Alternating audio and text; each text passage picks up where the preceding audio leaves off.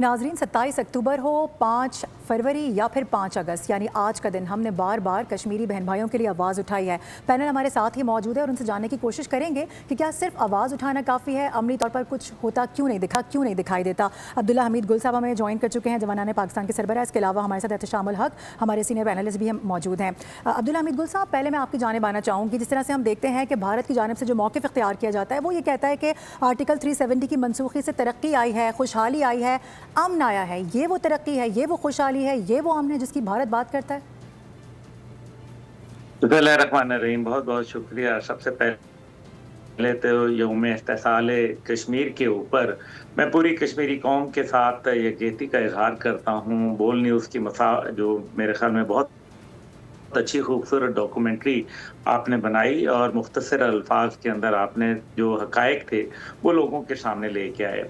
देखिए, भारत क्या चाहता है, क्या भारत तो सिर्फ फितना और फसाद चाहता है, क्योंकि भारत का मकसद ही सिर्फ गंदगी फैलाना है, इसके अलावा कुछ नहीं है। जब वो ये कहते हैं कि जी कश्मीर हमारा अटूट अंग है, तो वो अपनी ही बात की नफी करते हैं, क्योंकि नेहरू ने जब करारदाद लेके गया और यूनाइटेड में तमाम दुनिया के ममालिक ने उसके ऊपर मोहर जब्त की कि हाँ, ये मुतनाज़ा इलाका है, और नेहरू ने ये कहा कि हम राइट ऑफ वोट देंगे, प्लेबिस्सिट का हक देंगे लोगों को। अब भारत एक तरफ अपने आप को जमहूरियत कहता है, दुनिया की सबसे बड़ी जमहूरियत का नाम नेहाद दावेदार है, लेकिन वहाँ कश्मीर को जमहूरियत के हक से महरूम करता है। ये वो हकायक हैं जो भारत को इस बात की तरफ तवज्जो दिलाते हैं कि नेहरू ने जब 2 दफा करारदाद लेके गया, मुतनाज़ा माना, इलेक्शन की बात ये राजा ने साइन कर दिया।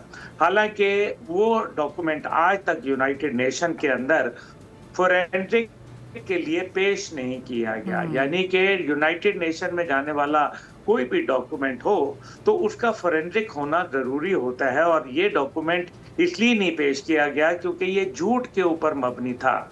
यही वजह है कि उनका कश्मीर के हवाले से जो केस है वो कमजोर था, और उन्होंने 370 और 35A के खात्मे के बाद ये साबित किया कि वो इस यूनाइटेड नेशन के एम्बिट से बाहर निकलना चाहते हैं, क्योंकि उनको मालूम था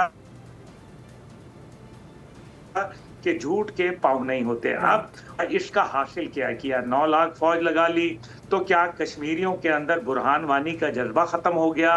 क्या कश्मीरियों के अंदर हुर्रियत के लिए तड़प खत्म हो गई? क्या पाकिस्तान के झंडे लहराने बंद हो गए?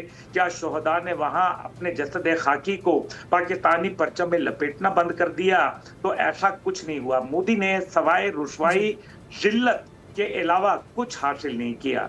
कश्मीर तो कश्मीर अब पूरे भारत के अंदर मोदी सरकार को जूते पड़ रहे हैं। उनकी कॉकरोच जनता पार्टी ने जो जंतर मंतर के ऊपर उन्होंने वहां मोदी के मंत्रों का सत्यानाश किया, वो पूरी दुनिया ने देखा। बिल्कुल आप सही कह रहे हैं। मैं एक पॉइंट एहतशाम साहब का भी ऐड करना चाहूंगी, फिर आपकी जानिब दोबारा भी आती हूं। अब्दुल्ला हमीद गुल साहब,